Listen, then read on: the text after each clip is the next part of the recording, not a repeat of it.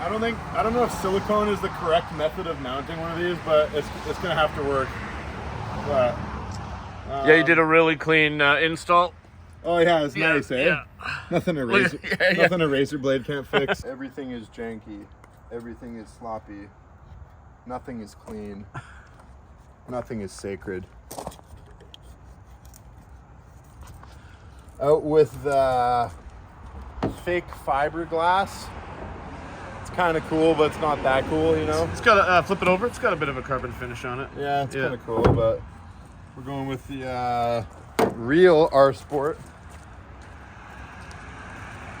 foam. Yeah, actually, this is a little bit lighter weight too. So this is an actual R Sport wing for a 740. This is the replica. As you can see, it's like look how much more fat it is here. Like this is a nice like boom, and this is just like ugh. Yeah.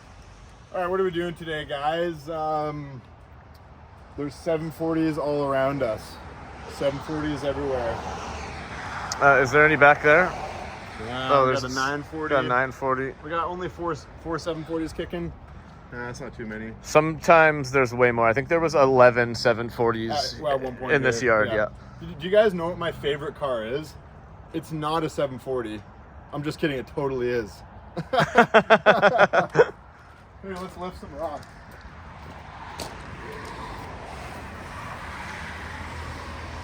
Oh.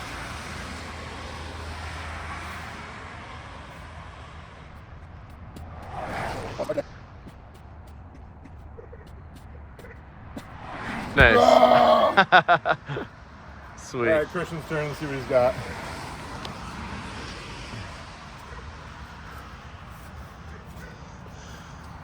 This guy doesn't lift. He's just still kind of strong though for some reason.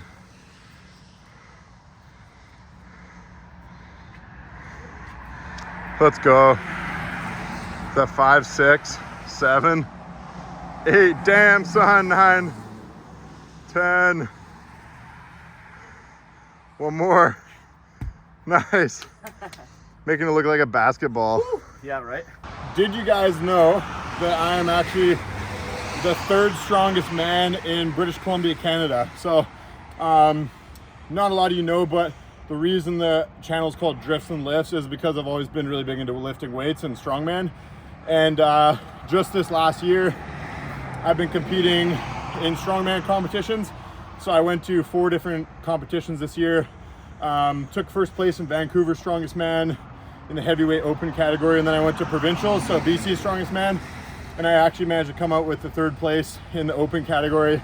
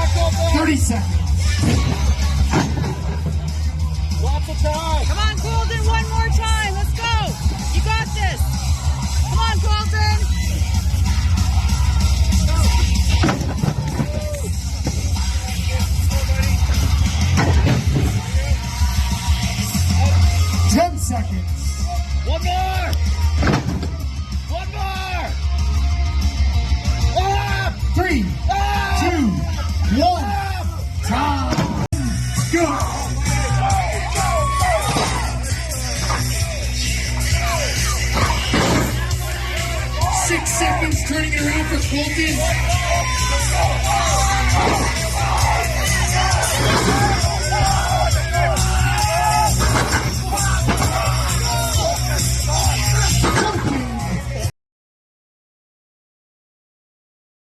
Maybe if you guys let me know in the comments if you want to see more lifting stuff on the channel, we could toss a little bit in here and there. But what are we doing today? So I actually picked up another Volvo 740. So we're gonna head to Post Haste Performance and we're gonna take a look at it. I'm gonna show you guys all the ins and outs of my new 740 because I know you guys like seeing all my new cars that I buy. We'll talk a little bit about the plans that we're gonna do with it, and me and Christian are just gonna kind of do a basic vlog style video for you guys. You come over and check this out. So this is Christian's car that he's been daily driving for a while, but just recently he did an actual lift on it. So here, we'll let him tell you a bit about it. Yeah, so this car was actually a buddy of ours, and he had it sitting for about a year and hadn't put any time or really effort into it, and it was just kind of a backup car for him at the time. But if you look over here, I also have another 1989 turbo wagon. But because I already had this car, I really wanted this one when he first got it. I just kind of had my eyes on it because they're matching, and having the slammed one and the lifted one seems like it's going to be really cool. So another part about this is I actually owned this car before Christian. Yeah, this was on its way to the scrapyard actually, and I had a fairly clean sedan at one point in time, and there was a running issue in it, and we weren't really sure what it was, and I just wondered if maybe it was time to get into the wagon and turf the sedan, and this thing came up, and yeah, it actually cleans up very well. It's been sitting for about 10 months right now. But this was also in all of the IPD footage we did when we went down to IPD. I drove this thing. It performed awesome. It's you know, generally a great car. You were ripping this thing for a long time, Yeah, couple years totally, or whatever. yeah, Yeah, totally. Yeah, for sure.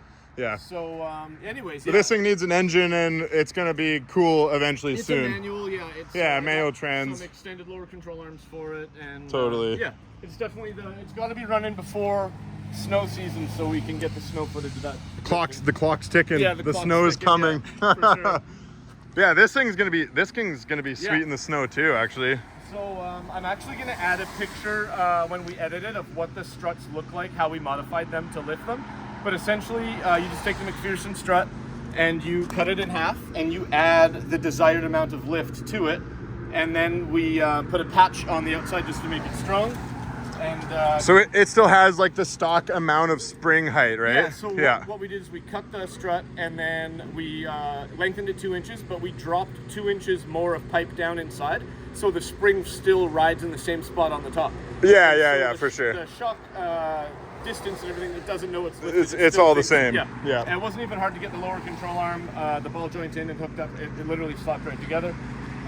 It's so fun. It's so funny. Sorry to cut you off, but the car, like, it almost looks like a Jeep Cherokee. Yeah, especially from the back. Yeah. Yeah. Like even the Jeep Cherokee, like taillights are kind of similar, right? Yeah, very similar. Yeah. I love the red mud flaps. It looks like, you know, Baja Rally style. $25 on Amazon. I'm gonna put 2 more on the front. Perfect. Just because it looks cool. But the back is just currently hockey pucks on top of the springs. Now I know this isn't the right way to do it, but I wanted to see if it was gonna rub at this height and if this was gonna be the height, and that's kind of the best way to do it without throwing different money at a bunch of springs and stuff like that. Most of the turbo bricks and all of the other sites that I've seen say that Jeep Cherokee XJ springs from the front of the Jeep go in the back and they're kind of a direct replacement. So that's the first thing we're gonna try. See the hockey pucks up on top of the springs there? And then we also lengthened the stud that goes all the way through the hockey pucks. We lengthened that with a bigger bolt. Makes sense, yeah. We just took the stud out and I found the appropriate bolt, and I just went in from the bottom and tightened it, and Sick. it seems to work fine. And so the only thing that Christian's running into right now is where the shock is mounted. The shock is it's essentially, it's not bottoming out, it's doing the opposite of bottoming out, right? I guess. It's topping out, yeah. It's not long enough, there's not enough distance for it to have any travel downwards. Yes. But also, we're gonna remedy that, and actually guys, we're gonna be filming a full review video of this car, and we're gonna take it on some off-road trails and show you guys like what two-wheel drive lifted Volvo can actually do off-road. But first we're gonna do the XJ springs and fix that shock issue. It's tearing the mud flaps off, and it's rubbing too hard on the back right now. We'll have to give her the old mallet. Yeah, it'll take a little bit more. It swallows the whole tire up in this direction right here. Yeah, totally. So. Yeah, pretty sick. It's actually, it just looks sick. It's so funny, some people hate it. Like some people don't like the 80s really colorful interiors, but I think it's super cool. Totally, Yeah. No, it's been good so far. Non-turbo. Non-turbo, 1989 LH 2.4. LH 2.4, the way we like it. Yeah. Okay, sick guys. Well, we're gonna hop in the 740 Super Leggera right now, and we're gonna head over and check out my new 740. It's pretty sweet. I think you guys are gonna like it.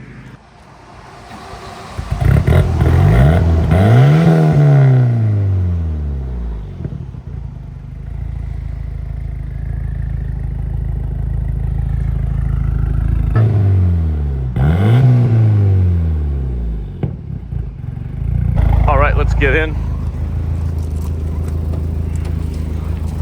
Sorry, man, you're gonna have to sit in the back. Actually, this seat is for my milk jug. I'm sorry. What? Yeah.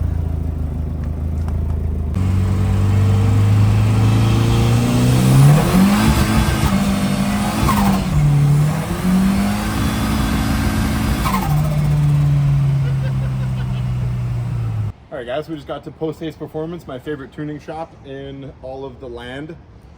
So come check out my new 740. Also, we just did a quick little pull there for you guys in this car. But if you watched the last video, you'll know that it makes over 300 wheel horsepower and like 360 foot-pounds of torque. So things going pretty good. We are gonna do like a whole video where we take it out and drift it and do a bunch of fun stuff with it. But yeah, I'm super happy with the tune and the setup that ended up going on this car. Another shout out to Dan over there doing his stuff. And yeah, so we will definitely be filming some more cool stuff of this car though. Yeah, come check this thing out. So I'm gonna tell you guys the story of how I got this car. So it's kind of funny. This gold car is my only working car. So it's the only car I have to drive around to get me places. And currently my Cummins, it actually snapped a head stud, which ended up in the head gasket completely blowing. So that's got a bunch of work I got to do on that. I got to pull the head off it and get that going again. And my blue wagon also popped the head gasket, and I'm completely changing the setup on that. I'm doing a different manifold, different turbo, blah blah blah. So I was like, hey, I need like a simple Volvo to just drive around, you know what I mean? Something like stock and, you know, not turbo or whatever. Just reliable. Something reliable and simple. And this thing popped up online, and it was up for $3,500. You know, with the Volvo market these days, I was like, honestly, if it's a really clean car and everything works and it's good to go, then I would almost be willing to pay $3,500 for it. So got in contact with the guy, and he had a bunch of other people that wanted to come look at it, but I was able to kind of convince him, hey, I'm your guy, I want this car.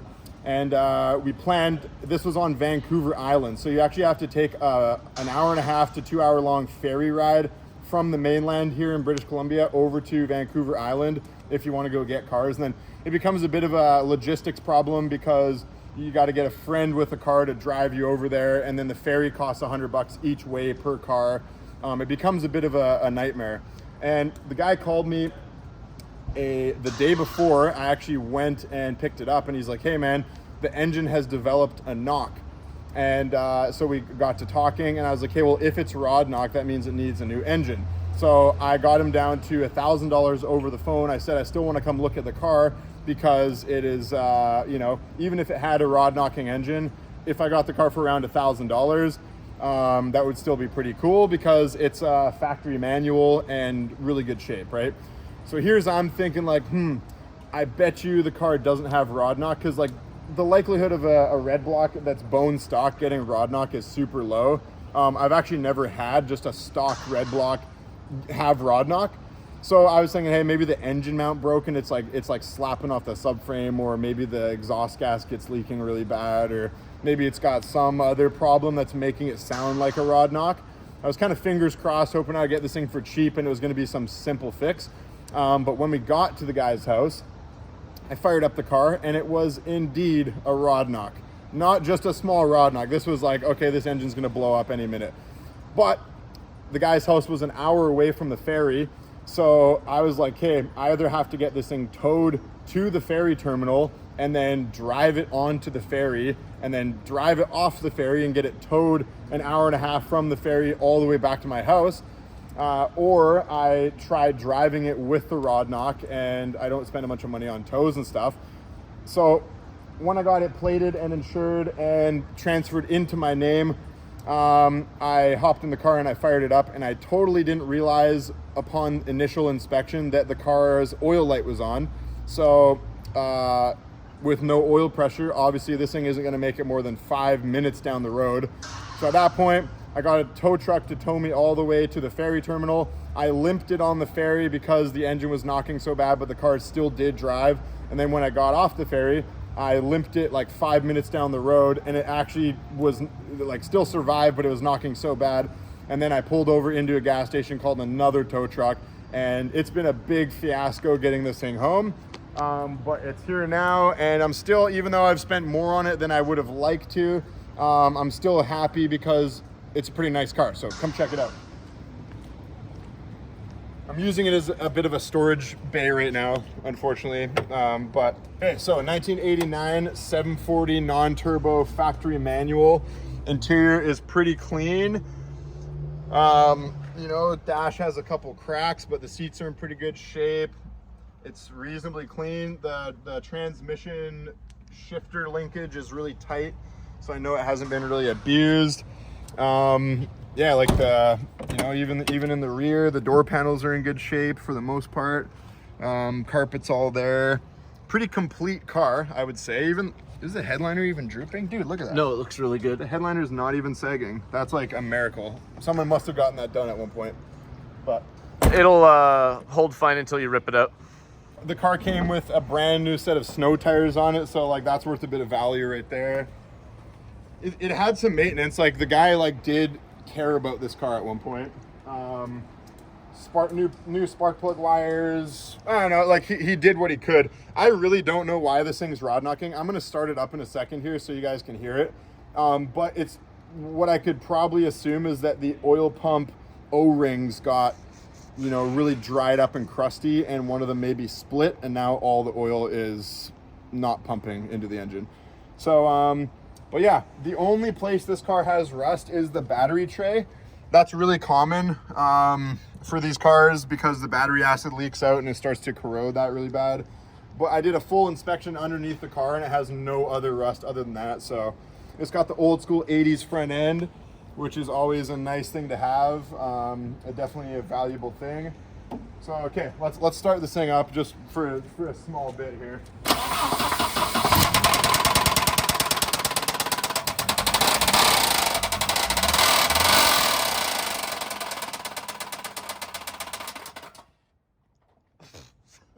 Sounds pretty good. That's the first time I've heard it. Really? That's unreal. So like, I think that's just a motor mount. I think it might be like a motor mount or just like the valve lash might just be a bit I think it's fine. Yeah, like it's probably got like at least another 100,000 kilometers. Easy, yeah, or a turbo. Or just like mild piston slap. Mild piston slap, yeah. But all jokes aside, definitely needs a new engine. Oil pressure light is on. So on a Volvo, that means it's making less than 4 psi of oil pressure. Oh, cool. But we could safely assume it's probably making 0 psi of oil pressure. So anyways, guys, that's the new car. So let me know in the comments what you think I should do with it. I'm not too sure yet. Like, part of me wants to just put like a stock B230F motor, maybe like a different camshaft, a V cam or an IPD cam in it, and just have it as like a winter daily. Like I like doing things like snowboarding and adventuring, going camping and stuff, and it's nice to have a wagon. If like, I don't know if you guys know, but you can sleep in the back of these things pretty comfortably. So we got our beds set up. I'll show you guys this real quick. It's actually super comfy. So a single mattress or a twin mattress fits really nicely in a Volvo wagon. I'm sure a lot of you guys know this already. We got Dan's over here. We all pretty much rocking the same exact setup. There's Oliver's wagon. Yeah, probably just end up putting like a different motor in it, just like another stock one. But then like, I was thinking maybe I could put like a turbo engine in it, but like, do I really need 3 of the same car? Like 3 turbo 740 manuals? Like, is it necessary? Also, the 16 valve motor is an option. That's another option too. So I haven't showed you guys yet. I showed it on my Instagram, but I have a 16 valve 940 wagon that I picked up. And I may be wanting to take the engine out and put it in this, but I'm not really sure because that car is like a complete car, and it'd be a little bit of a shame to completely like part it out just to take the engine and put it in this. Like, maybe it'd be better for me to like find another 16 valve engine from Rainbow Larry or like, you know, somebody. If anybody has a 16 valve engine kicking around that you want to let go of, definitely hit me up in the Instagram DMs because might be something I'm interested in for sure. I'm gonna give you guys a little piece of important Volvo knowledge right now, okay? Okay, this is a really important piece of Volvo knowledge for all you guys. If you've been in the Volvo game for a while, you know that the 740-940 loves to blow its heater core. So what I think is the problem is because for some reason, Volvo put a, what was it, 150 kPa coolant cap or 200? It's like a 21 PSI coolant cap. So in the Volvo 240s, they had a 10 or 11 PSI coolant cap. So, but for some reason in the 740s, they doubled the coolant pressure. And I don't know why they did that, but you'll notice that 240 Volvos don't blow their heater cores nearly as often as the 740s and 940s do. So what I've found is that you can get from Rock Auto a 240 coolant cap. This is from a Volvo 240. It's a 75 kPa rather than the 150 kPa that came in the 740, 940. And I am pretty confident that the over-pressurized coolant cap is the reason why these things blow their heater cores so often. So I bought a bunch of these from Rock Auto just so we can put them on all the cars. It doesn't seem to change the coolant temp or how the engine, you know, warms up or cools down, Just anything like that. Releases pressure much earlier. Yeah, so I don't know, like if you guys know in the comments why Volvo would have done that, let me know. But I believe everybody should be running 240 coolant cap on their 740. And you said that's a Rock Auto item? Yeah, it's a Rock Auto. You know, Rock Auto is the G. They're good, good company to buy stuff from, nice and cheap. All right, guys. So I figured I'd show you this real quick. So this is an engine that I actually gave Dan here at Post Ace Performance for some testing purposes. So this is a stock B230 FT motor, but it has H-beam connecting rods in it from Yoshi Fab. Shout out to Yoshi Fab. And I gave Dan this engine because Dan actually has an engine dyno. You may have seen us run up like a 1JZ on that engine dyno before.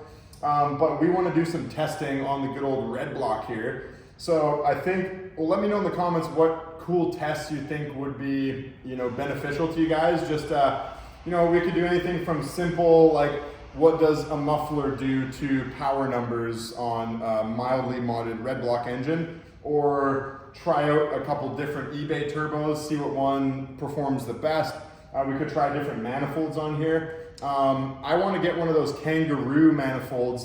Kangaroo's team is making a replica of the stock manifold here with an external wastegate on the bottom of it. So you guys know that these things crack quite often. It seems like Kangaroo's team has made a manifold that is gonna not crack, but it also has an external wastegate port for you to run a bigger turbo that doesn't have an internal wastegate on it.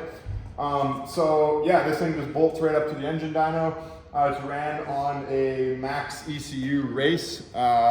And Dan's got some big injectors that he can run in this thing. I think we have some like 2200 cc injectors. We're probably gonna upgrade the engine with higher grade head bolts or do some Yoshi Fab head studs on this engine, just so, let's say we wanted to throw like 40 pounds of boost at it, it should hold together. But let us know in the comments what certain tests you guys would wanna see on an engine dyno. One of us should buy a nitrous kit. That would be pretty sick. Yeah. I think it'd be cool to like stuff an NA red block full of nitrous. Totally, yeah. Just like a 200 shot. So I don't know if you guys know, but this is a high performance special red water pump. So like this thing pumps like 10 times the amount of water that a silver one does, you know. I've even heard that that's why they call them red blocks. Maybe, yeah. Just because of the red water pump alone. Those red bolts too, really, really rare. Oh yeah, these red nuts, dude, like $20 a pop. Easily. It's nuts. Yeah. These things aren't really red blocks anymore. Like when you find Volvo red block engines, they're more like rusty, crusty brown blocks. I think I even have a black one. Yeah. they're multiple colors these days.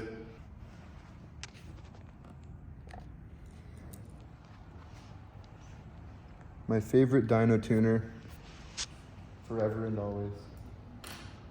Good night, sweet prince. So that's all we have for today, I believe. Yeah, hope you guys like my new 740. I will continue buying 740s as long as the deals are fair. And yeah, I don't know. What else we gotta say here? Nothing really? Let us know in the comments what you think I should put, what kind of engine I should put in the new wagon.